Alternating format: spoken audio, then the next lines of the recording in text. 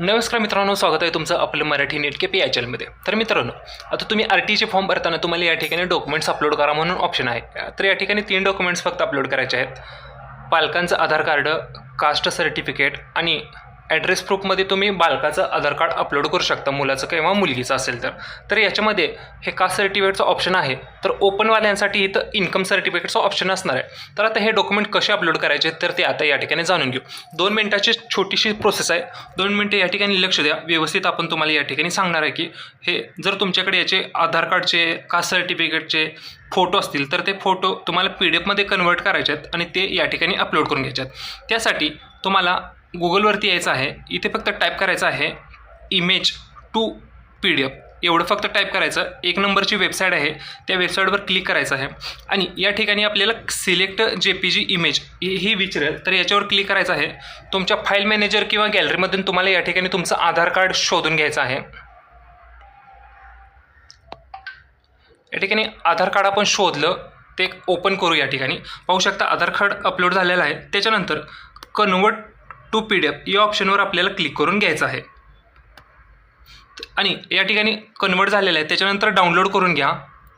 पाहू शकता हे डाउनलोड पण झालेलं आहे आधार कार्ड PDF स्वरूपात। याच पद्धतीने तुम्हाला कास्ट सर्टिफिकेट किंवा उत्पन्नाचा दाखला पण करायचा आहे आणि विद्यार्थ्याचं आधार कार्ड पण याच पद्धतीने करायचं आहे। समजा जर कोणाकडे 2 आधार कार्ड असतील, म्हणजे मागचा फोटो आणि पुढचा फोटो या पद्धतीने 2 असतील, तर त्यांनी पण सेम काय करायचं आहे, सिलेक्ट फोटोवर क्लिक करायचं आहे। तुमचे 2 आधार कार्ड कोणकोणते आहेत ते या ठिकाणी सिलेक्शन करून घ्यायचं आहे। समजा आता हे 2 आधार कार्ड आहेत, तर यापैकी 2 असे सिलेक्ट करा, सबमिट करा। पाहू शकता 2 ठिकाणी झालेत। समजा मागचा पुढचा 2 फोटो आहे असं समजा, त्याच्यानंतर कन्वर्ट करा। सेम प्रोसेस आहे, या पद्धतीने तुम्ही डाउनलोड करून घ्या।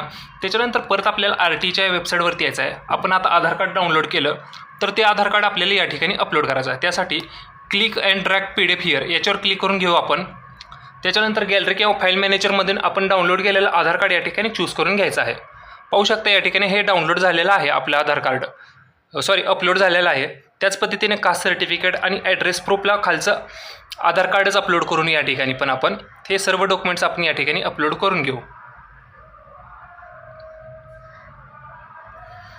पाहू शकतो हे 3 पण डॉक्युमेंट्स आपण अपलोड केलेले आहेत। त्याच्यानंतर अपलोड डॉक्युमेंट्स या ऑप्शनवर आपल्याला क्लिक करून घ्यायचं आहे। 100% झालेला आहे, अपलोड डॉक्युमेंट सक्सेसफुल म्हणून असा मेसेज आलेला आहे।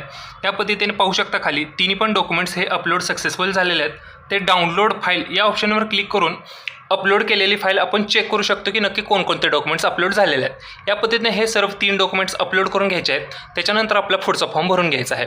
आता पुढचा कसा फॉर्म भरायचा ही जर तुम्हाला जास्त माहिती आणि सविस्तर माहिती पाहिजे असेल, RTचा पूर्ण फॉर्म कसा भरायचा व्यवस्थितरित्या, त्यासाठी आपल्या चॅनलवर व्हिडिओ अपलोड केलेला आहे, तो व्हिडिओ पहा आणि राहिलेला फॉर्म तुम्ही त्या ठिकाणी जाऊन भरा। आशा करतो की तुम्हाला हा व्हिडिओ आवडला असेल। याच्यामध्ये तुम्हाला काही डाऊट असतील ते आम्हाला कमेंट बॉक्समध्ये सांगा, 100% खात्रीशीर तुम्हाला त्याची उत्तर दिली जातील। आणि फ्युचर रेफरन्स म्हणजे काय, RTचे आता नंतर रिझल्ट कधी लागते, लास्ट डेट काय, RTचे पुढचे अपडेट काय येतील, नवीन काय नियम येतील, हे जर जाणून घ्यायचं असेल तर त्यासाठी आत्ताच आपल्या चॅनलला सबस्क्राईब करून ठेवा। जय हिंद, जय महाराष्ट्र।